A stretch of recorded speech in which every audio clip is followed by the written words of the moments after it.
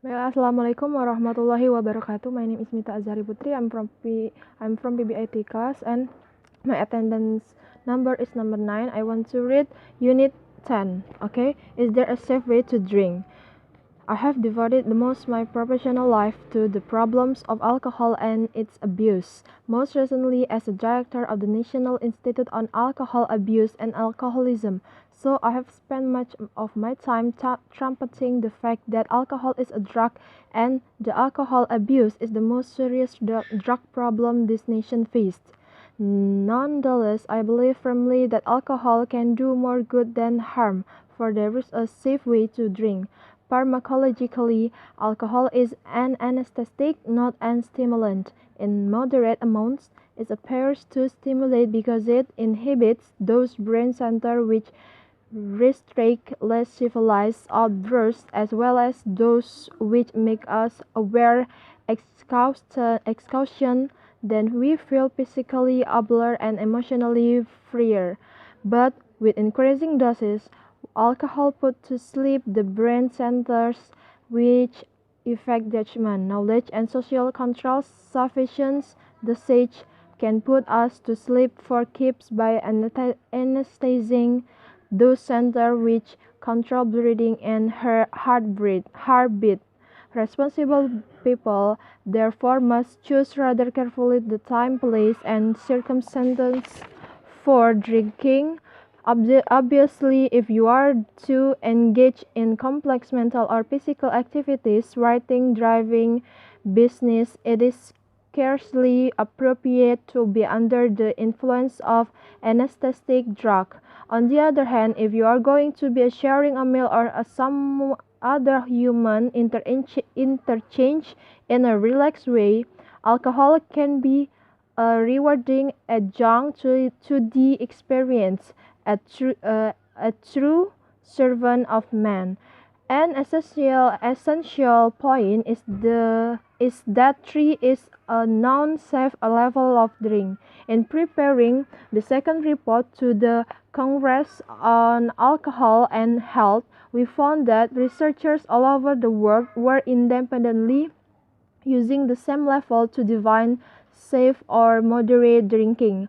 1.5 ounce of pure alcohol per day, the equivalent of 1 ounce drinking of 100 proof whiskey, which is 50% alcohol for 8 ounce glasses of beer or a half a bottle of wine. This limit, of course, is only a statistical average. For some people, even 1 drop of alcohol is too much, nor do our findings permit saving up 1 day's ration in order to drink more the next day.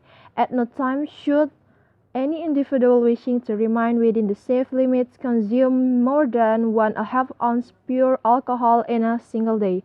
Studies show that the driver who has consumed an amount of alcohol within this limit is no more likely to have an automobile accident than the driver who doesn't take any alcohol.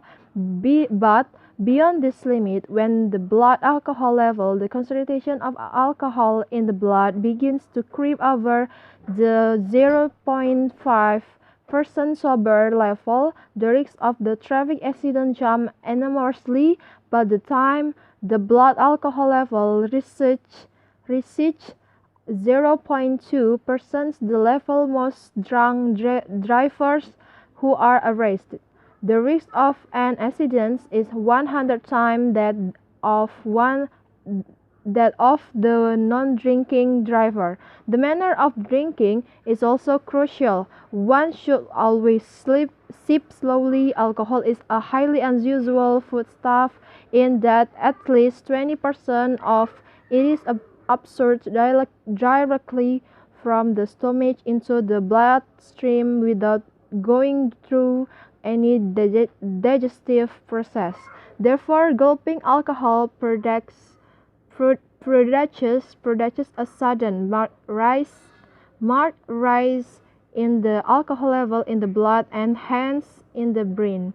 Once alcohol is in the bloodstream, nothing with the exception of kidney dialysis machine can clear it from the blood more quickly than the body's own steady metabolic rate of 3/4 of an ounce of pure alcohol per hour.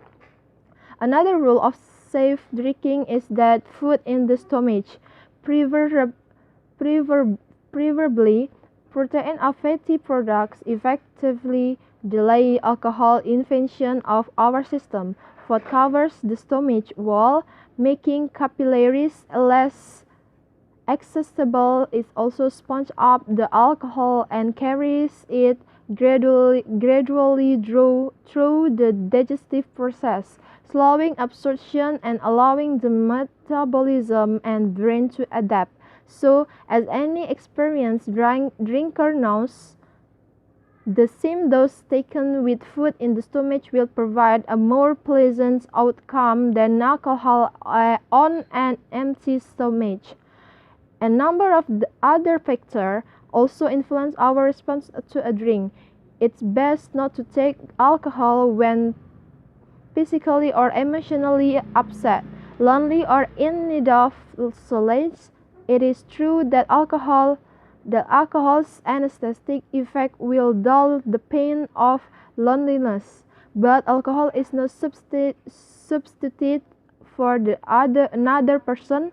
In other words, do not drink alone. It's also best to drink in a relaxed setting. If I had to come up with an healthy drinking situation, I would have created the American cocktail party, standing around uncomfortably in a crush of people, most of whom one doesn't know. One tends to gulp the first drink. People like to think that the alcohol at cocktail parties makes it easier to get acquainted, and they said the fact that strangers frequently pour out intimate details of their lives. In my judgment, a stranger sharing intimacies so freely is not relating to you, he is relating to himself. A medical colleague once tasted this at a cocktail party. When a woman was pouring out her heart to him, I have just murdered my grandmother, he said. The woman smiled sweetly, said, "Isn't that nice?" and Babylon, regardless of where and how you drink. What you expect from alcohol is what you get. As with almost all drugs, expectation is strongly related to outcome. If you are part of a group that wants to act drunk, even with small doses, you will feel drunk. It's best then to drink with people who set expectations that are socially useful and not destructive. Too many Americans preoccupied with drinking fail in this regard.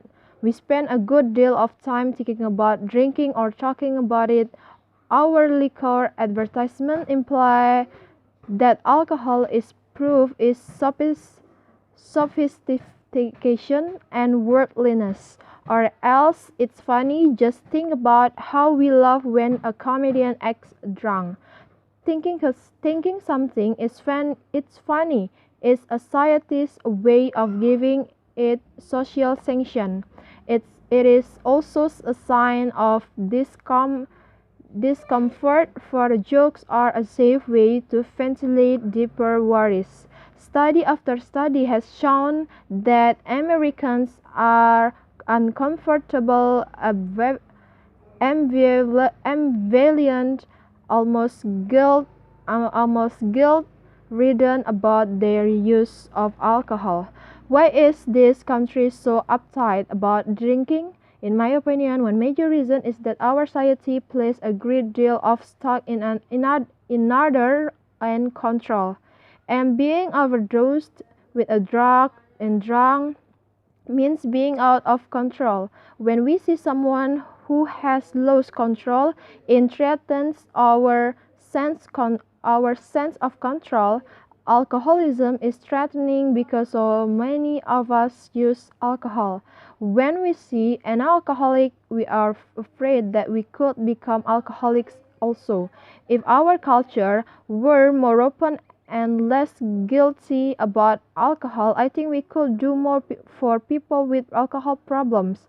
We might also do more for our children. Survive completed in 1975 showed that children in this country between the age of 12 and 17 are already manifesting severe alcohol abuse. In fact, 5% of these kids get drunk at least once a week.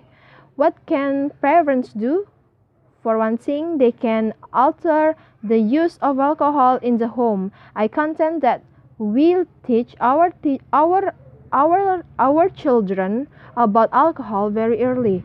Toddlers notice that when mommy and daddy drink this particular liquid, they behave differently. The children can't miss the fact that it's something special, especially when we tell them they can have it because it's not good for you. I see no harm is becoming more relaxed about alcohol in the home. Even giving your child a taste if you're drinking and he wants it,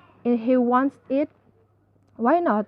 Other cultures do. In matter of fact way, Chinese, Lebanese, Spanish, Jewish, and Italian people do not think there is anything special about giving alcohol to their young.